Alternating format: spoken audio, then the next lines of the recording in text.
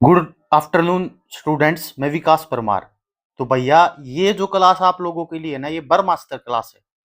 इसके अंदर आपके एग्जाम के अंदर पूरे के पूरे 2 से 3 क्वेश्चन आने के चांस रहेंगे।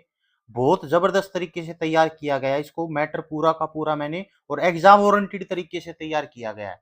लेकिन पूरी वीडियो जरूर आप लोगों को देखनी पड़ेगी, तभी नंबर मिलेंगे आपको। ये लगा लो, ये क्लास आपके लिए बर्मास्टर साबित होएगी। ठीक है, तो स्टार्ट करते हैं। देखो भैया, जंतु जगत का वर्गीकरण के बारे में बात कर रहा है। वैसे ओवरऑल अगर हम बात करें, मतलब सबसे पहले कैरोलस लीनियस नाम का आदमी आया था। उसने दो जगत के बारे में बताया था, दिव्य जगत के बारे में बताया था। मतलब एक साइड में तो उसने प्लांट किंगडम को रखा था, एक साइड में उसने एनिमल किंगडम को रखा था, जंतु को, और एक साइड में पेड़ पौधों को। वैसे पेड़ पौधों के खोजकर्ता जो थे वो थियोफ्रेस्टस नाम का आदमी था, और जो जंतु जगत का था वो अरस्तु था। लेकिन है ना, एक चीज ने लेकर प्रॉब्लम क्रिएट होगी, उस वो थी यूगलिना ने लेकर। मतलब वो नू को नहीं बता पाया कि यूगलिना ने आपा कित रखा, प्लांट समझा या जंतु समझा। इस मारी उसका जो मतलब मेथड था ना, वो फेल हो गया। उसके बाद फिर एक वी एट्टेकर नाम का आदमी आया, उसने 5 किंगडम के बारे में बताया था। 5 किंगडम के अंदर मोनेरा आ गया, प्रोटिस्ट आ गया, फंगी आ गया, कवक आ गया, प्लांटी आ गया, एनिमेलिया आ गया। एनिमेलिया में आते हैं एनिमल। अब एनिमल को के बारे में आप बात कर रहे हैं, समझ गए। तो अब जंतु जगत बोले तो एनिमल किंगडम है ना, उसको किस तरीके से बांटा है। तो उसको सबसे पहले भाई साहब, मतलब उनकी आरबीसी के आधार पर बांटा है। उनके अंदर आरबीसी, किसके अंदर आरबीसी है, किसके अंदर आरबीसी को नहीं। Red blood cell. तो एक होता एनाइमा। एनाइमा, इस समूह के जंतुओं में आरबीसी का अभाव होता है, मतलब आरबीसी नहीं पाई जाती। इसके एग्जाम्पल में आ गया पोरीफेरा, निडेरिया, आर्थ्रोपोडा। दूसरा है इनाइमा, इनमें आरबीसी होती है। जैसे जितने भी कार्ड डेटा होते हैं ना, कार्ड डेटा का मतलब जितने भी मछलियां होगी, एम्फीबियन हो गए, रेप्टाइल्स हो गए, बर्ड्स हो गए, मैमल्स हो गए, वो सारे के सारे कार्ड डेटा होते हैं। उनमें आरबीसी पाई जाती है। क्या आदमी में आरबीसी सह के को नहीं पाई जाती, अपने में सहन आरबीसी। और अपनी आरबीसी के अंदर न्यूक्लियस का अभाव होता है, इस चीज का भी आपको पता होता होगा। ठीक है।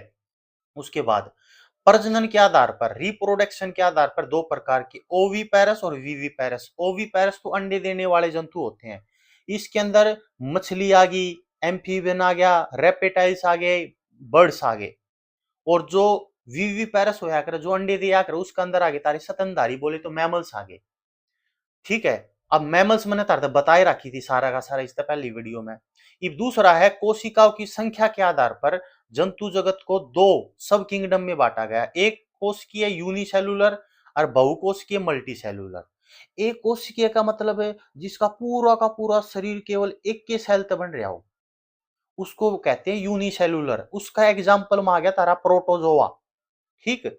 बहुकोशिकीय का मल्टी सेलुलर का मतलब जिसका शरीर कई सेलों से मिलकर, जैसे हम हो गए, मनुष्य हो गया। मनुष्य का सेल शरीर है ना, बहुत सारी सेल से मिलकर बना है। नरी सेल सेल है, न्यूरॉन सेल है, आरबीसी सेल है, डब्ल्यूबीसी सेल है, सपम सेल है, सबकी में सेल है। तो बहुकोशिकीय है इंसान। उसके अंदर बहुकोशिकीय में इसने किसको रख दिया, मेटाजोआ को रख दिया। ठीक है। अब इसे 8 संघों में डिवाइड किया। मेटाजोआ को कितने संघों में डिवाइड किया, 8। इसमें पोरीफेरा, आर्थ्रोपोडा सब कुछ आ गया। उसके बाद जो सबसे इंपॉर्टेंट पॉइंट है वो है कि रीढ़ की हड्डी के आधार पर इसको दो भागों में बांटा है। एक तो होते हैं नॉन कार्डेटा, एक होते हैं कार्डेटा। नॉन कार्डेटा वो होते हैं जिसको अपा अकशेरुकी भी कहते हैं, इनवर्टेब्रेट्स भी कहते हैं। इनके अंदर रीढ़ की हड्डी को नहीं होती। अपने में रीढ़ की हड्डी होगा ना, इसका मतलब अपा नॉन कार्डेटा में को नहीं आते, अपा कार्डेटा में आवांगे। इनमें रीढ़ की हड्डी नहीं होती, इनमें पूंछ नहीं होती, टेल बोन भी नहीं होती इनमें। इब तमनु कहोगे सर, मनुष्य का तो फिर टेल बोन किस है, अपने पहला होया करे थी, अपा जब बांदर होया करा थे। इसलिए तो ये वेस्टिजिनल ऑर्गन्स के अंतर्गत आता है। मतलब वेस्टिजिनल ऑर्गन्स मैंने बताया था ना, अवशेषी अंग, वो ऑर्गन जिसका प्रयोग पहला होया करता था, इब को नहीं होता। इसके एग्जाम्पल सीधा पेपर में आया करे। एक तो अपेंडिक्स आता है, एक विजडम टीथ आता है, एक निकटेटिंग मेम्ब्रेन आती, तीसरी पलक जिसने कहा करा। एक आया करा टेल बोन, कोकीएक्स, डबल COYX, या पूछ बनाने वाली हड्डी होया करे। ये पहला, जब महिला प्रेग्नेंट होती है ना, तो 4-5 महीने की प्रेगनेंसी होती है, तो बच्चों को निकलती है। ठीक है। उसके बाद क्या बता रहा हूं मैं, यो इंपॉर्टेंट पॉइंट पे परमाया उड़ा है। आर्ट इनका पीछे की ओर होता है, अपना आर्ट तो आगे की तरफ होता है, इनका पीछे। इसमें क्या हो गया, पोरीफेरा, सिलेंटेट्रा, आर्थ्रोपोडा सब के सब इसके अंतर्गत आएंगे। अब कार्ड डेटा जो होता है उसमें कशेरू की होती है, इसके अंदर बैकबोन होती है और इनमें पूंछ भी होती है और इनका हृदय सामने की तरफ होता है, वेंट्रल साइड होता है। इसमें आगे जितनी भी मछली आ गया, एम्फीबियन आ गया, रेप्टाइल्स, बर्ड, सब कुछ इसके अंतर्गत आता है कार्ड डेटा। तो ये आप पढ़ चुके हैं कार्ड डेटा पीछे की क्लास में। अब जो हम पढ़ने जा रहे हैं वो नॉन कार्ड डेटा के बारे में पढ़ने जा रहे हैं। तो सबसे पहले आ जाओ भाई साहब, प्रोटोजोआ, प्रोटोजोआ और मेटाजोआ। अब प्रोटोजोआ के अंतर्गत केवल प्रोटोजोआ या होगा, मेटाजोआ में सब की में होगा, पोरीफेरा, सिलेंटेट्रा सब कुछ मेटाजोआ में आ जाएगा। ये प्रोटोजोआ देखो, सबसे पहली बात तो क्वेश्चन हुआ होगा, एक क्वेश्चन दे देगा, निम्नलिखित में से किस में कौन सा एक यूनिसेलुलर है। ऑप्शन प्रोटोजोआ में दे देगा और एक अलग दे देगा। तो याद रखियो, प्रोटोजोआ जितने भी होते हैं वो यूनिसेलुलर होते हैं। यूनिसेलुलर का मतलब उनका शरीर केवल एक सेल से मिलकर बना हुआ होता है और वो यूकेरियोटिक होते हैं। इस बात को बताओ यूकेरियोटिक क्या होता है, मैं बताता हूँ। देखो, या पूरी की पूरी सेल होगी, इस सेल के अंदर ये न्यूक्लियस होया करे, तो एक सेल तो जब दूसरी सेल बनया करे ना, तो ये न्यूक्लियस ही टूटा करे और टूट के फिर नई सेल बनया करे, समझ गए। तो जिसके अंदर ये न्यूक्लियस या तो मिले को नहीं, या इसके चारों तरफ एक मेम्ब्रेन मिला करे जिसको न्यूक्लियाई मेम्ब्रेन कहते हैं। तो या तो न्यूक्लियस मिलेगा को नहीं, और अगर मिलेगा ना तो उस मेम्ब्रेन के बगैर मिलेगा। तो वो तो होती है अल्प विकसित कोशिकाएं, उसको प्राकोरियोटिक सेल बोलते हैं, प्रारंभिक सेल होती है वो। और जिसके अंदर ये न्यूक्लियस मिला है और उसके साथ साथ मेम्ब्रेन भी मिला है, उसको कहते हैं यूकेरियोटिक, बोले तो विकसित सेल। इसका मतलब है ये जो प्रोटोजोआ होते हैं ना, ये एक कोशिकीय तो होते हैं, मतलब इनका शरीर एक सेल से मिलकर बना हुआ है, लेकिन ये कैसे होते हैं, यूकेरियोटिक होते हैं। ये पूर्ण रूप से विकसित होते हैं, अल्प विकसित नहीं होते। इनके शरीर में कोई भी टिश्यू नहीं पाएगा, कोई भी ऑर्गन नहीं होता इनके शरीर के अंदर। इनकी जीवन शैली, मतलब ये सहजीवी भी हो सकता है भाई साहब। सहजीवी क्यों है भाई, देखो, सहजीवी का मतलब हुआ सिम्बायोटिक। सिम्बायोटिक में क्यों हुआ है, कोई भी चीज देखो, एक एग्जांपल देता हूँ एग्जाम ओरिएंटेड, वो इससे रिलेटेड नहीं, अलग है। जैसे लाइकेन ले लो, लाइकेन, लाइकेन में दो चीज हुआ है, एक तो हुआ कवक, फंगी, ठीक है, एक हुआ है शैवाल, शैवाल को कहते हैं एलगी। ये लाइकेन का जो पौधा हुआ है वो, ये दो चीजों से मिलकर बनता है, कवक से और शैवाल से, समझ गए। इस कवक के अंदर है ना, ये कवक इस शैवाल को रहने के लिए जगह देता है और भोजन बनाने के लिए खनिज लवण प्रोवाइड करता है, मिनरल्स वगैरह। और इस शैवाल में होया कर क्लोरोफिल, जिसमें भी क्लोरोफिल होगा ना वो अपना भोजन खुद बनाओगा, याद रखियो जिंदगी में। पेड़ पौधों में भी क्लोरोफिल होता है, वो फोटोसिंथेसिस द्वारा भोजन बनाएगा। शैवाल में भी क्लोरोफिल होता है, तो भोजन फोटोसिंथेसिस के द्वारा बनाएगा। लेकिन भाई साहब, भोजन बनाने खातर उसने खनिज लवण तो चाहिए, पानी तो चाहिए, वो प्रोवाइड करेगा यो कवक। रहने खातर जगह भी देगा कवक। तो इसने पानी पूनी दे दिया, खनिज लवण दे दिया शैवाल, तो शैवाल ने बना लिया भोजन। उस बनाए गए भोजन को कौन खाओगा, कवक। इसका मतलब अगर कवक नहीं होया तो शैवाल भोजन नहीं बना पाओगा या रह नहीं पाओगा, और अगर शैवाल नहीं होगा तो इसका मतलब है कवक को भोजन नहीं मिल पाएगा। एक दूसरे के ऊपर डिपेंड हो गए ना, इसी को कहते हैं सिम्बायोटिक रिलेशन। एक एग्जांपल तो पेपर में लाइकेन का पूछा कर है, एक पूछा कर राइजोबियम का। राइजोबियम क्या हुआ है, जो प्लांट को नहीं होते लेग्यूमिनस परिवार की फसलें, मटर, सोयाबीन, मूंगफली, दाल, इन फसलों की जड़ों में एक बैक्टीरिया होता है, उसका नाम होगा राइजोबेरियम। वो क्या करेगा भाई, वो उस भूमि के अंदर नाइट्रोजन फिक्सेशन करता है, क्योंकि प्लांट्स जो होती है ना, जड़े, वो सीधी नाइट्रोजन को नहीं ले सकती, और अगर नाइट्रोजन नहीं मिलेगी ना तो पेड़ पौधों की ग्रोथ को नहीं होगा। इसलिए ये जो राइजोबियम होता है नाइट्रोजन की पूर्ति करता है उसके अंदर। और सहजीवी होगा कि इस किस्म का राइजोबियम के अंदर और जड़ों के बीच में होगा, समझ गए। उसके बाद सहजीवी के बाद होता है अगला सहभोजी। सहभोजी का क्या वो है, सहभोजी का मतलब वो है उसमें एक जीव ने तो प्रॉफिट होगा, एक ने नो लॉस नो प्रॉफिट होता है। जैसे शार्क प्लस में शक्कर fish example, that's very very important example, paper में पूछेगा निम्नलिखित में से शार्क प्लस में शक्कर फिश के बीच में कैसा संबंध है, आप कह दियो सहभोजी, कॉमन सिलेक्शन, समझ गए। मतलब इसमें पूरी की पूरी शार्क मछली पाओगी, उसका सर पे एक छोटी सी मछली बैठी पाया करे जिसने शक्कर फिश कहा करा, वह शक्कर फिश के करे। इसमें शार्क ने है कोई उसते नुकसान को नहीं होने लग रहा और कोई उसते लाभ को नहीं होने लग रहा, लेकिन शक्कर फिश को केवल प्रॉफिट ही प्रॉफिट होता है उसके अंदर, समझ गए। वो रिलेशन होता है कॉमन रिलेशन सहभोजी। परजीवी क्यों है? परजीवी भाई साहब वो है जो दूसरे के ऊपर डिपेंड होकर भोजन तैयार करे। अच्छा, दूसरे के ऊपर डिपेंड होकर भोजन तैयार करे प्लस में बीमारी भी बना दे उसका शरीर में, उसको कहते हैं पैरासाइटिक परजीवी। स्वतंत्र जीवी बेराए है। ये देखो, सबसे बड़ा एक कोशिकीय जीव पूछेगा तो आता है एसिटाबुलेरिया, ये होता है एक कोशिकीय, यूनि मतलब सबसे बड़ा यूनिसेलुलर जीव होता है ये। स्वतंत्र जीवी में कौन कौन से हो गए? एक तो अमीबा, अमीबा प्रोटोजोआ है, याद रखियो। यूग्लिना भी एक प्रोटोजोआ है, पैरामीशियम भी एक प्रोटोजोआ है, ये सारे के सारे क्या है? प्रोटोजोआ। अब इसके इसके बारे में इंपॉर्टेंट पॉइंट देखो भाई। सबसे पहले तो पेपर में क्वेश्चन आएगा, देखो यो स्टार्टिंग में दो दो भागों में बांटा था ना, इसने लेकर प्रॉब्लम क्रिएट हुई थी। तो भाई साहब इसको किस में रख दिया गया है? इसको प्रोटोजोआ के अंतर्गत रख दिया गया है। इसमें बता दिया कि ये प्रोटोजोआ है, लेकिन इसको ग्रीन प्रोटोजोआ कहते हैं, ग्रीन हरा प्रोटोजोआ, समझ गए। इसका मतलब प्रोटोजोआ है ना, ये एक चीज का ध्यान रखना, ये ऑटोट्रोप्स होता है, अपना भोजन खुद बनाता है। और एक किस्म और आता है इसके बारे में, हरा प्रोटोजोआ के बारे में, कि ये एनिमल व प्लांट के बीच में लिंकेज का काम करता है। किस तरह? मतलब इस तरह, यो पहला प्लांट था, प्लांट इसको क्यों कहा? क्योंकि इसके अंदर क्लोरोफिल है, जब भी तो भोजन बनाओ खुद। और एनिमल है ये बिल्कुल, इसलिए ये प्लांट के बीच में और एनिमल के बीच में लिंकेज का काम करता है, कड़ी। जैसे मैंने आपको वो नहीं बताया था पक्षियों और रेपेटाइल्स के बीच में, आर्कियोपैट्रिक। आर्कियोपैट्रिक जो होया करता वो पहला रेपेटाइल्स होया करता था, मतलब वो पहला सरीसृप होया करता था, उसने फिर उड़ना सीख लिया तो पक्षी बन गया। तो रेपेटाइल्स और पक्षी के बीच में लिंकेज का काम किसने कर दिया? आर्कियोपैट्रिक ने। उसी प्रकार पेड़ पौधों के बीच में और जीव जंतुओं के बीच में लिंकेज का काम जो करता है उसका नाम क्या है? युगलिना, बोले तो हरा प्रोटोजोआ। ठीक है। उसके बाद परजीवी के एग्जाम्पल की बात करता तो इसमें एक होता है एंटमीबा हिस्टोलिका। ठीक है। यो एंटमीबा हिस्टोलिका होते हैं, इसके कारण मनुष्य के अंदर पेचिस नाम की बीमारी हो जाती है, पेचिस, जिसको डिसेंट्री बोलते हैं इंग्लिश के अंदर। पेचिस दस्त लग जाए अगर इसके कारण, तो इसका मतलब पेचिस नाम की बीमारी एक प्रोटोजोआ द्वारा होने वाली बीमारी है। और किस प्रोटोजोआ द्वारा? एंटमीबा हिस्टोलिका के द्वारा।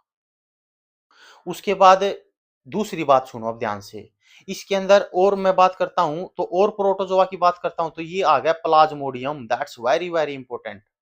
ये प्लाज्मोडियम नाम का जो प्रोटोजोआ है, इसका कारण मलेरिया नाम की बीमारी होती है। तारे शरीर के ऊपर एक मादा एनाफ्लीज नाम की मच्छर बैठेगी, मादा एनाफ्लीज, क्योंकि खून पीने का काम हमेशा महिलाओं का ही होता है। घर न लुगाई खून पिया करे, समझ गए। क्योंकि अगर महिलाएं खून नहीं पिएगी तो वो मर जाएगी। उसी प्रकार ये जो प्लाज्मोडियम होता है ना, प्लाज्मोडियम यो तो प्रोटोजोआ है। ये तारा शरीर के ऊपर एक मादा एनाफ्लीज बैठेगी, मॉस्किटो होती है ये। और ये तारा शरीर पर बैठ कर तारा खून नहीं पी जाएगी, या तारा शरीर में खून में एक अंडा छोड़ जाएगी, एक अंडा निकाल ले जाएगी, उसका नाम होता है एल्ब्यूमिन, मतलब प्रोटीन ले जाएगी। आपके खून में से एल्ब्यूमिन नाम का प्रोटीन लेके जाती है, क्योंकि अपने अंडे की ग्रोथ करती है। अगर वो तारा खून नहीं पीवेगी तो मर जाएगी, उसका अंडा भी मर जाएगा। तो वो तारा बीमारी बना देगी, मलेरिया। तो मादा एनाफ्लीज तो तारा शरीर पे बैठी, उसने तारा शरीर में प्लाज्मोडियम नाम का प्रोटोजोआ छोड़ दिया, और तारा बीमारी होगी मलेरिया। तो मलेरिया नाम की बीमारी किसके कारण? प्रोटोजोआ के कारण, नाम प्लाज्मोडियम। फिर तुमने कुनियन की गोली खानी पड़ेगी। वास्को डी गामा के भी यही हुआ था, मलेरिया। ठीक है, कुनियन की गोली होती है, सिनकोना पेड़ की छाल से प्राप्त की जाती है, ये पॉइंट याद रख लेना आप लोग। उसके बाद प्लाज्मोडियम के बाद अगला हो गया ट्रिपेनोसोमा गेबियंस। इसके कारण स्लीपिंग सिकनेस नाम की बीमारी हो जाती है, निद्रा रोग हो जाता है, नरी नींदे नींद आओगी। और ये किस एक मक्खी काटेगी आपको, सीसी मक्खी। तो सीसी मक्खी आपको काटेगी और आपके शरीर के अंदर क्या छोड़ देगी? ट्रिपेनोसोमा गेबियंस, और आपको स्लीपिंग सिकनेस हो जाएगी, समझ गए। एक वैसे मैं पूरा फार्मूला बता देता हूं। देखो, प्रोटोजोआ द्वारा होने वाले बीमारियों का फार्मूला याद रखना। पापा काम पर सोते हैं, पापा काम पर सोते हैं, तो पापा तो बन गया पायरिया। पायरिया नाम की बीमारी भी प्रोटोजोआ। और उस प्रोटोजोआ का नाम याद तारा याद को नहीं हो, बस जिंजी, जिंजी याद कर लियो, जिंजी। जिंजी जहां पे भी दिख जाए जिंजी, वो पायरिया नाम की बीमारी के कारण होता है, प्रोटोजोआ हो जिंजी। उसके बाद पापा के बाद का तो काला जार। जार तुमने देखे होगे, लेकिन यो काला जार है। काला जार का जो प्रोटोजोआ है उसका नाम वो है लिस्मेनिया, बस इतना याद रखो, लिस्मेनिया। लिशमेनिया डोनोवानी, यो नाम है वैसे तो, बस लिशमेनिया याद रखो। लेकिन पेपर में जो पूछेगा ना वो किस मक्खी के द्वारा होता, बाड़ू मक्खी काटेगी आपको, बाड़ू मक्खी आपके शरीर में लिशमेनिया को छोड़ेगी, प्रोटोजोआ को छोड़ेगी। इसको सैंड फ्लाई कहते हैं इंग्लिश के अंदर बाड़ू मक्खी को। और मैं तो मलेरिया बता दिया, मनता था मलेरिया प्लाज्मोडियम प्रोटोजोआ के कारण होगा। ठीक है, उसके बाद सोते से बन गया, अच्छा पै से बन गया पेचिश नाम की बीमारी जो मैंने बता दी थी। सोते से स्लीपिंग सिकनेस। ठीक है, तो ये प्रोटोजोआ द्वारा होने वाली बीमारी है सारी की सारी। ई बाजो तम अगला संघ है जिसका नाम है Porifera, that's very very important दोस्तों। पोरीफेरा, इसमें तक क्वेश्चन आया उड़ा है पेपर के अंदर। पोरीफेरा, पहली बात तो समझ गए ना। अब ये पहले तो प्रोटोजोआ, अब ये मेटाजोआ के बारे में बात कर रहे हैं, मेटाजोआ के अंतर्गत आएगा। तो इसमें सबसे पहली बात तो ये बहुकोशिकीय होते हैं, मल्टी सेल्यूलर होते हैं। मतलब इनका शरीर बहुत सारी सेलों से मिलकर बना हुआ होता है। इनके शरीर की बनावट की बात करते हैं तो पूरे शरीर पर छोटे छोटे छिद्र होते हैं। दैट्स, ये क्वेश्चन आता है बहुत बार। इन छिद्रों को कहते हैं ऑस्ट्रिया। क्या कहते हैं इन छिद्रों को? ऑस्ट्रिया कहते हैं। इनका आवास की अगर मैं बात करता हूं ना, आवास कहाँ पे रहते हैं, तो एक्वेटिक होते हैं, जल में पा सकते हैं, खारे पानी में पाएंगे और चट्टानों पर पाएंगे आपको। और जनन होगा इसका, रिप्रोडक्शन अलैंगिक जनन, एसेक्सुअल रिप्रोडक्शन होता है। ठीक है, एसेक्सुअल रिप्रोडक्शन किस किस के अंदर होगा वो मैं आपको बताऊंगा आगे। देखो मैंने इसके बारे में लिख रखा, आप लोगों को बता रखा है। एसेक्सुअल रिप्रोडक्शन के अंदर क्या होता है, इसमें एक ही पेरेंट सेल की जरूरत पड़ती है। जिस तरह आदमी और लुगाई होना है, उसमें तो सेक्सुअल रिप्रोडक्शन हुआ है। इस तरह मतलब आदमी का तो स्पर्म और लेडीज का ओवम, वो दोनों जाकर अंदर फर्टिलाइजेशन करेंगे। फर्टिलाइजेशन डिम वाहिनी में होगा। ठीक है, तो वो इंटरनल रेसिप्रेशन होता है, इंटरनल फर्टिलाइजेशन होता है।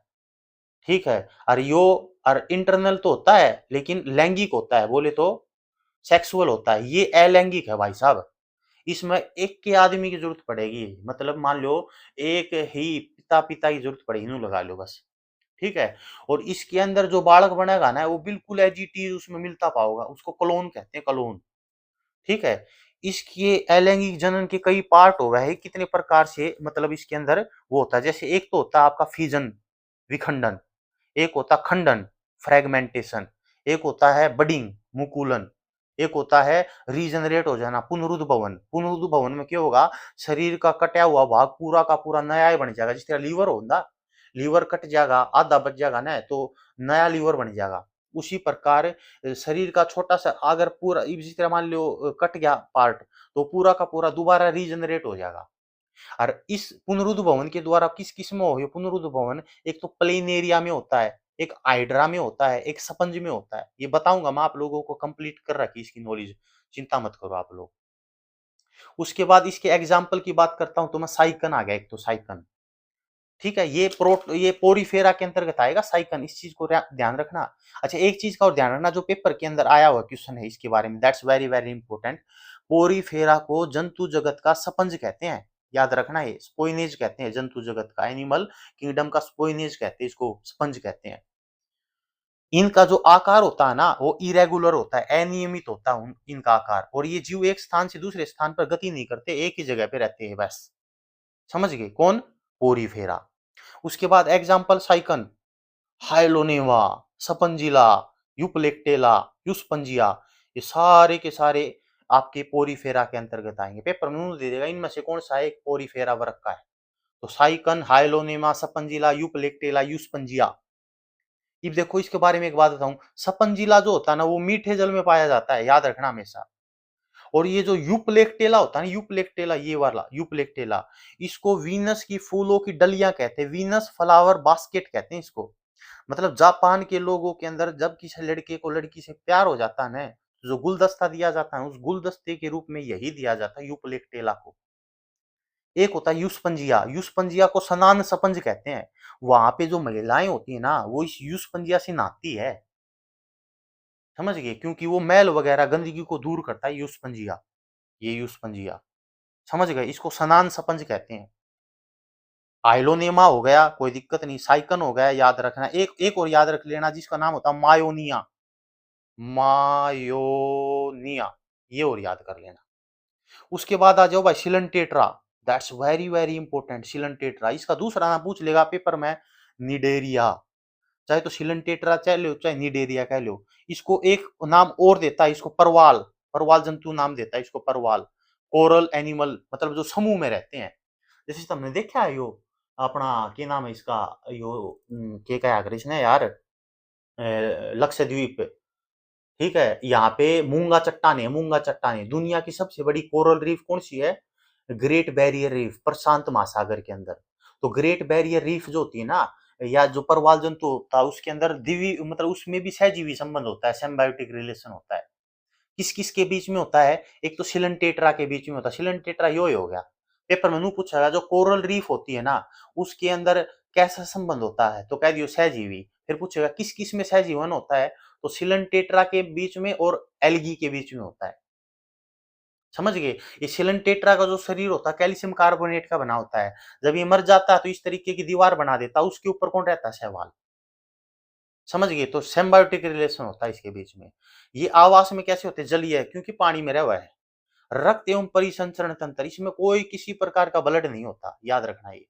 और परिसंचरण तंत्र, सर्कुलेटरी सिस्टम भी नहीं होता इनके अंदर। श्वसन जो करते हैं ना, रेस्पिरेशन करते हैं, वो बॉडी सरफेस से करते हैं। बॉडी सरफेस से मतलब यो मान लो पूरा का पूरा जीव है।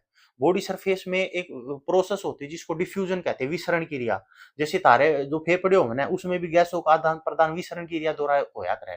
तो इसमें भी विसरण के द्वारा, स्किन के द्वारा होगा। जिस तरीके के हो मैं बताऊं तारती, मान लो बाहर तो ऑक्सीजन ज्यादा है, अंदर ऑक्सीजन कम है, और अंदर कार्बन डाइऑक्साइड ज्यादा है। तो या ऑक्सीजन बाहर वाली अंदर जाती रहोगी, अंदर वाली बाहर आती रहोगी, कार्बन डाइऑक्साइड बाहर वाली अंदर, अंदर वाली बाहर। और ये तब तक आती जाती रहेगी जब तक दोनों साइडों में इक्वल इक्वल ना हो जाए। और इक्वल कभी होती नहीं, इस प्रकार ये प्रोसेस चलती रहती है। इसको कहते हैं विसरण। समझ गए? उसके बाद अगला पॉइंट के ऊपर बढ़ता हूं मैं। तो इसमें याद रखना, उसके बाद शरीर गुहा, इनमें केंद्रीय शरीर गुहा, सेंट्रल बॉडी कैविटी, जठर वाहिनी गुहा होती है। ये पॉइंट याद रखना, जठर ग्रंथियां टाइप में होती है इसके अंदर। उसके बाद सिमेट्री होता है, यो है भाई इंपॉर्टेंट पॉइंट। इनका जो बॉडी होता है ना, वो अरीय समिति होता है, रेडियल सिमेट्री होता है। रेडियल सिमेट्री का मतलब क्या हो गया? मान लो यो जीव है पूरा का पूरा, तो ये बीच में तो कट गया, तो दोनों साइडों में ना जहां से भी कटेगा ना, तो दोनों पार्ट एक जैसे ही दिखाई देंगे, उसको कहते हैं रेडियल सिमेट्री। समझ गए? और ये मांसाहारी होते हैं। और इनके लार्वा को क्या कहते हैं? इनके लार्वा को कहते हैं planula. That's very very important point. इनके लार्वा को क्या कहते हैं? प्लेनुला। इनके एग्जाम्पल में सबसे पहला हाइड्रा। अब सोच लो, देखो हाइड्रा पेपर में पूछ लेगा आप लोगों से, निम्नलिखित में से हाइड्रा किस वर्ग का पौध मतलब किस वर्ग का जंतु है? एक दे दिया आपको निम्टोडा, एक दे दिया मोलस्का, एक दे दिया एनिलिडा, और एक दे देंगे तारतसिलन टेट्रा। सिलन टेट्रा की बजाय निडेरिया भी दे सकते हैं। तो आंसर पता होगा तभी तो बताओगे। हाइड्रा के बारे में पहला पॉइंट, ये मीठे जल में पाया जाएगा। दूसरा पॉइंट, ये ल्यूवेनहॉक ने इसकी खोज करी थी। इसमें कोई भी ब्लड नहीं पाया जाता। उसके बाद आ जाओ भाई फाइसेलिया, इसको पुर्तगाली युद्धपोत कहते हैं। इसको क्या कहते हैं? पुर्तगाली युद्धपोत। मतलब देखने पे जंगी जहाज जैसा दिखाई देता है। उसके बाद ओबिलिया, ये लिया लिया ना जो इसमें आएंगे, ओबिलिया, ओरेलिया, ये ओबेलिया के बाद अगला आता ओरेलिया। ओरेलिया, ये रहा ओरेलिया। इसी को कहते हैं जेलीफिश। मैंने कल बताया था ना, निम्नलिखित में से कौन सी एक मछली नहीं है? तो पेपर में अगर जेलीफिश दे देना, अब सोच लो जेलीफिश क्या है? जेलीफिश तो सिलेंटेट्रा है। उसके बाद कोरल, कोरल आपको पता ही चल चुका, कोरल को मूंगा भी कहते हैं, मूंगा। समझ गए? उसके बाद आ गया सी anemone, that's very very important. देखो ये भी आया था आपको, सी एनिमोन एग्जाम में आया हुआ है क्वेश्चन ये। इसको मैट्रीडियम भी कहते हैं, याद रखना इसको। सी एनिमोन का दूसरा नाम मैट्रीडियम है, इनको लिख लेना आप लोग। ओरेलिया भी हो गया। उसके बाद एक हो गया राइजोस्टोमा, राइजोस्टोमा ट्यूबुलेरिया, राइजोस्टोमा ट्यूबुलेरिया, बोगनविलिया। ये सारे के सारे किस्में है आपके सिलेंटेट्रा में। ठीक है, इब देखो वो बता दिया मंत्रार्थी। इब ये थोड़ा सा जो इंपॉर्टेंट पॉइंट है ना वो बता दिया। अब मतलब मैंने आपको बता दिया कि जो एसेक्सुअल रिप्रोडक्शन है वो किस किस के अंतर्गत होता है, इनको रट लेना, पेपर में क्वेश्चन बनता है यहाँ से। तो एसेक्सुअल रिप्रोडक्शन की बात करता हूँ तो सबसे पहला क्या है? विखंडन। विखंडन को इंग्लिश में कहते हैं फिजन। इसमें क्या होगा? पहली बात तो ये याद रखना, ये यूनिसेलुलर में होगा, एक कोश के जीवों में होगा। और इसमें क्या होगा? वो जो पूरा का पूरा एक जीव होगा ना, एक कोश क्या है, वो दो या दो से अधिक पार्टों में बट जाएगा, लेकिन समान पार्टों में बटेगा, वो समान भागों में। और फिर विखंडन जो होता है ना, विखंडन बोले तो फिजन, ये फिर दो प्रकार का होता है फिजन। एक तो होता है द्विवी विखंडन, द्विवीय विखंडन को बाइनरी फ्यूजन कहते हैं, और एक होता है बहुविखंडन मल्टीपल फ्यूजन। तो याद रखना द्विवीय विखंडन बाइनरी फ्यूजन के अंदर तो किस किस के अंदर होगा, अमीबा में, पैरामीशियम में और लीशमैनिया में। ठीक है, अभी मैंने आपको बताया था अमीबा किसके अंतर्गत आएगा, अमीबा, सोचो सोचो, अमीबा किसके अंतर्गत आता है, सोचो आप लोग ये। ठीक है, उसके बाद पैरामीशियम और लिस्मेनिया, ये तीनों के तीनों में बाइनरी फ्यूजन होगा। उसके बाद बहुविखंडन मल्टीपल फ्यूजन में प्लाज्मोडियम आ जाएगा। प्लाज्मोडियम अभी बताया था, प्रोटोजोआ होता है। क्या होता है, प्रोटोजोआ होता है। ठीक है, उसके बाद आ जाओ भाई, दूसरा है फ्रेगमेंटेशन। फ्रेगमेंटेशन ये याद रखना, ये यूनिसेलुलर में होगा, मतलब यूनि में नहीं, सॉरी, मल्टी सेलुलर में होगा, बहुकोश के जीवों में होता है फ्रेगमेंटेशन। फ्रेगमेंटेशन में पूरा का पूरा जीव कई भागों में टूट जाएगा, कई खंडों में टूट जाएगा, और हर खंड एक नया जीव बन जाएगा। बहुकोश के जीवों में होता है, मल्टी सेलुलर में होता है। इसमें जीव का शरीर कई टुकड़ों में, खंडों में टूटकर एक नया जीव बन जाता है। इसके एग्जाम्पल की बात करता हूं तो मैं, एक तो आ गया स्पाइरोगायरा। स्पाइरोगायरा एक प्रकार का प्लांट है, शैवाल के अंतर्गत आता है ये। ठीक है, और एक यूलोथ्रिक्स, ये भी प्लांट है। मास, ये भी प्लांट है। तो प्लांट में तो इन तीनों में, प्लांटों में पूछ लेगा ना किसके अंदर, ऐसे दे देगा, निम्नलिखित में किसके अंदर फ्रेगमेंटेशन के द्वारा रिप्रोडक्शन होता है। तो ये याद करने पड़ेंगे। एक उसके बाद सटारफिश। सटारफिश मैंने अभी आपको बताया था पीछे भी। सी एनिमोन अभी बताया था आप लोगों को, सिलेंटेट्रा में आ जाएगा सी एनिमोन। अन्य उदाहरणों में राइजोस्टोमा, एससीटुबुलेरिया, बोगनविलिया, अभी बताया था बोगनविलिया, एस्टुबुलेरिया। ठीक है, उसके बाद मुकुलन। मुकुलन में क्या होता है, बडिंग में क्या होता है, इसमें जीव के शरीर पर एक बड निकल आती है और वो बड विकसित होकर नया जीव बन जाती है। इसके एग्जाम्पल की बात करता हूं मैं, तो एक तो हाइड्रा याद कर लियो, एक स्पंज याद कर लियो, एक यीस्ट याद कर लियो। अच्छा, हाइड्रा मैंने इसमें बता दिया क्या आपको, एक मिनट रुकना भैया, अमीबा, सॉरी, हाइड्रा नहीं है। ठीक है, उसके बाद मुकुलन के अंदर शरीर के ऊपर एक बड आ जाएगी, उससे ही नया जीव बन जाएगा। याद रखियो, हाइड्रा, स्पंज, यीस्ट, यीस्ट को कवक कहते हैं। ठीक है, उसके बाद पुनरुद्भवन, रीजनरेशन, मतलब यदि जीव का शरीर किसी कारणवश कट जाता है तो कटा हुआ भाग पूरा का पूरा जीव बन जाएगा। एग्जाम्पल में प्लेनेरिया, जो प्लेंटियलिमंथीज फाइलम के अंतर्गत आएगा, एक हाइड्रा जो सिलेंटेट्रा में आता है, एक स्पंज जो पोरीफेरा में आता है। ठीक है, तो ये सारे के सारे रिप्रोडक्शन याद कर लेना भाई साहब, बहुत इंपॉर्टेंट है ये सारे का सारा पोर्शन। और आप लोग वीडियो को शेयर करना, और ये नोट्स है ना वो टेलीग्राम चैनल पे मिलेंगे आपको। और भाई साहब टेलीग्राम चैनल पेड है, 99 रुपए आपको देने पड़ते हैं। उसमें एक बार दे दो, उसके बाद परमानेंट उसमें मेंबर बन जाओगे आप लोग। ठीक है, धन्यवाद।